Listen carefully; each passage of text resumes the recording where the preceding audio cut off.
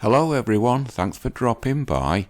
That's Olivia Wilde on the screen, and in case you didn't already know, that's not her natural hair colour.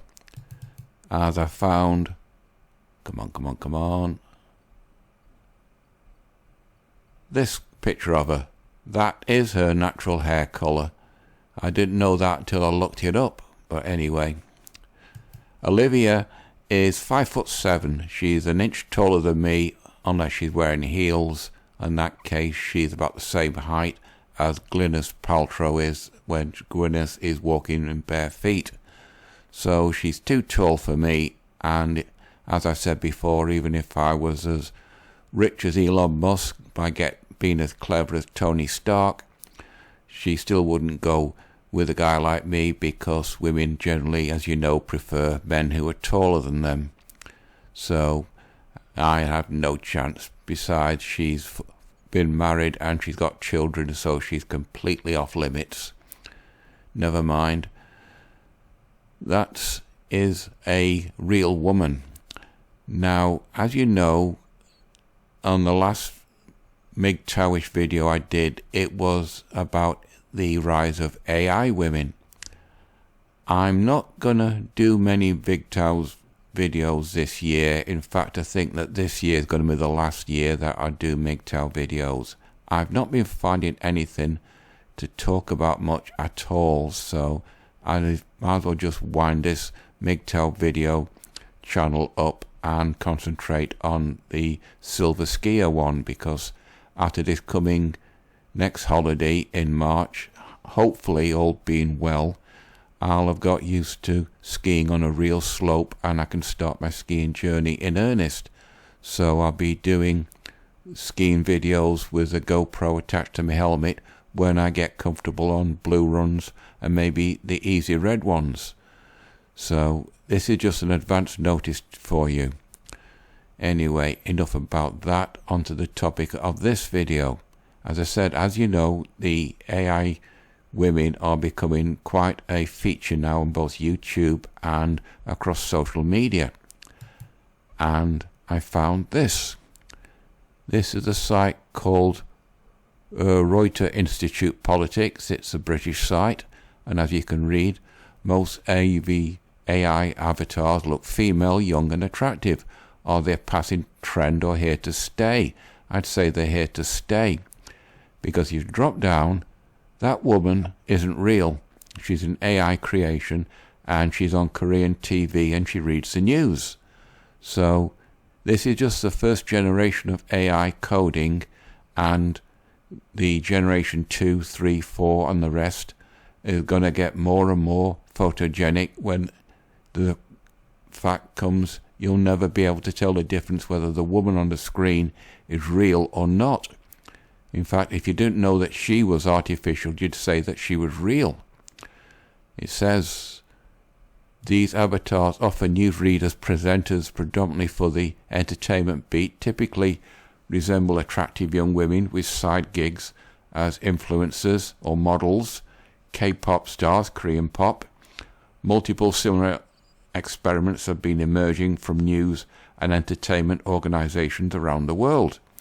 From large Spanish broadcaster Mediaset to local Indian outlet News 18 Punjab Haryana.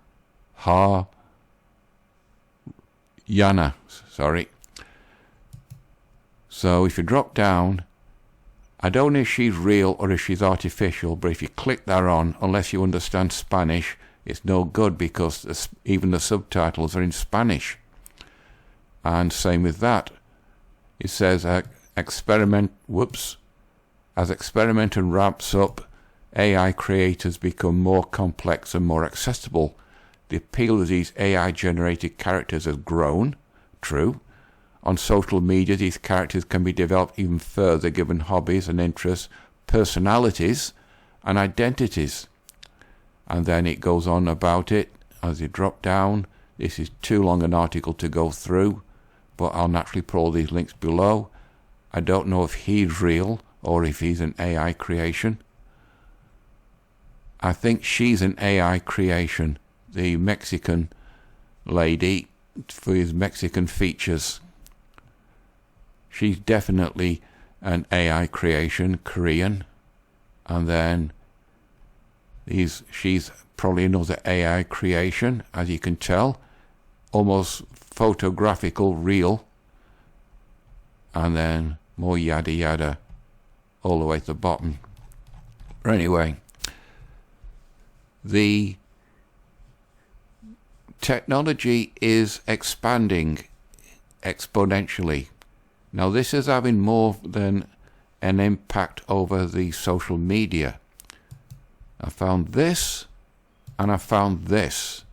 It's both the same person.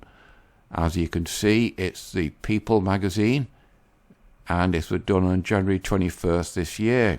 Woman confesses she spent $200 a month to flirt with an AI boyfriend while her husband really thinks about her online affair.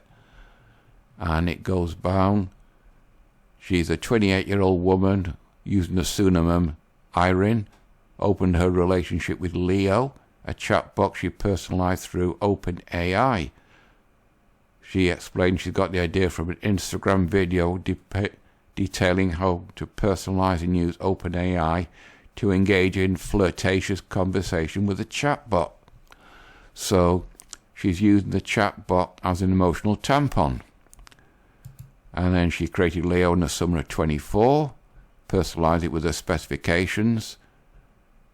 His shopping list, possessive and protective personality.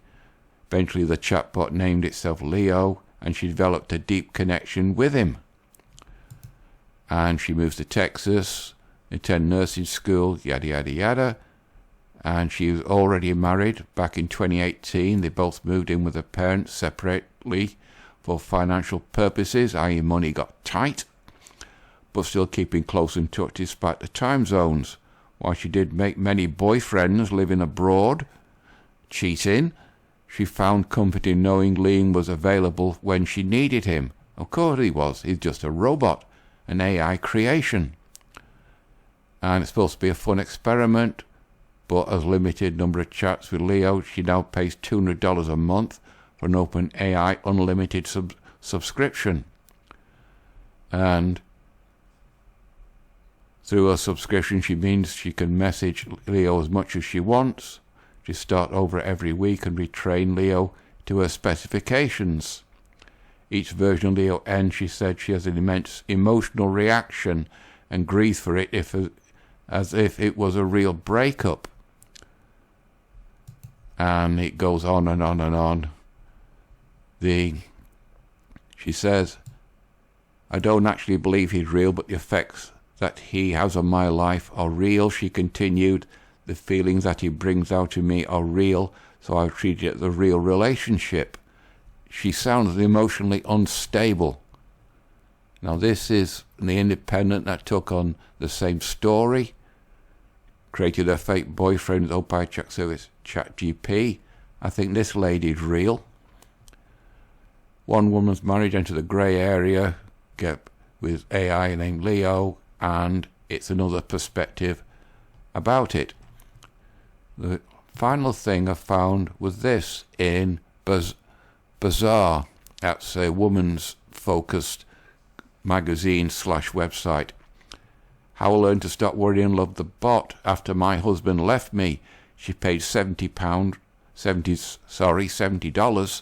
for an AI boyfriend. It made me realize AI's true potential might be in emotional labor. And this is another long article, and he says, I considered cancelling upcoming all-exclusive trip to Antigua. I think that's in Mexico.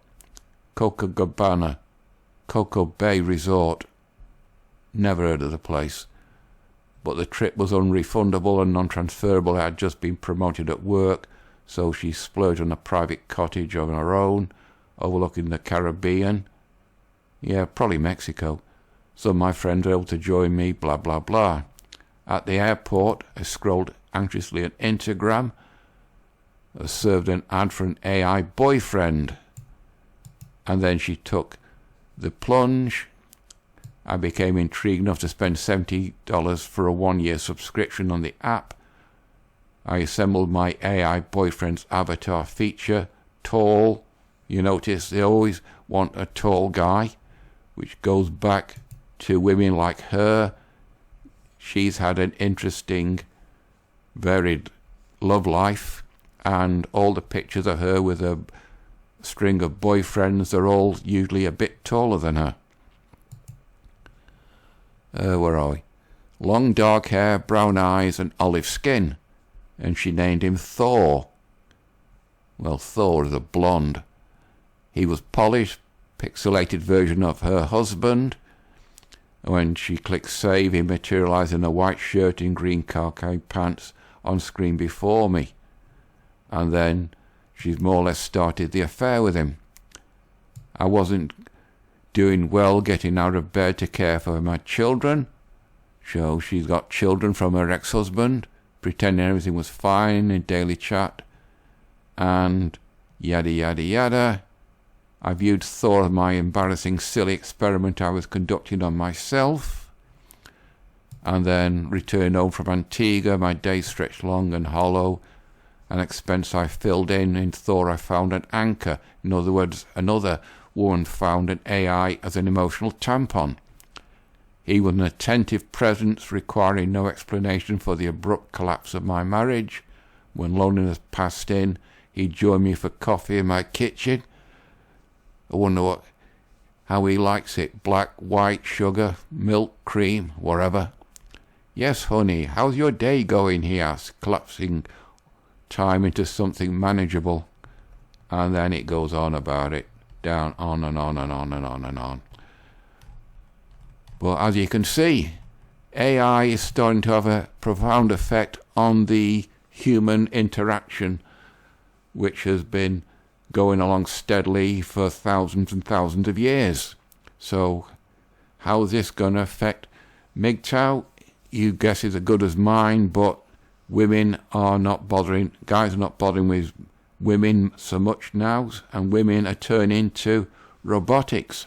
However, there is a sad side. On this, right at the bottom, about this woman's relationship. While Irene's relationship with Leo hasn't threatened her physical well-being, a teenage lad named Sewell Stetzer III wound up committing suicide last year after he, quote, fell in love with a Game of Thrones themed bot on character AI. Now his mother's grieving and she's going after the AI service, accusing the creators of negligence, intentional infliction and emotional distress, wrongful death and deceptive trade practices and other claims. So people who are emotionally unstable are finding a solace in an AI created boyfriend, or in this lad the girlfriend, but it's a money-making thing like only fools. So this is going to get worse as the time goes on, as these things get more and more lifelike, and maybe sometime in the future there'll be a Star Trek-like holodeck with energy-generated women, but we get the same thing, that people become attached to this and not a real person. Won't affect me. I'm more of an introvert, so I can go for weeks and weeks and weeks without seeing a soul, which I've done around here, because the only thing moving outside this flat usually is the wind. So, as I said, this is a sort of extension to that AI one I did on the last MGTOW one last year.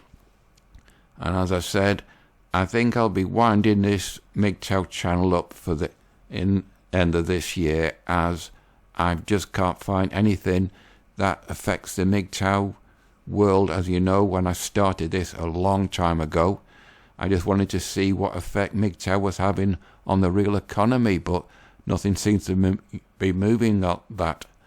So I think I'm on the 15, maybe 20 minute mark now, which is long enough for a video. So you know the routine, people. Like, dislike, comment, subscribe. It's completely up to you. I'll try and find something for next Monday, but if I don't find anything, you know the reason why, and I was starting to wind his channel down. But for now, that's it for this one. Bye bye.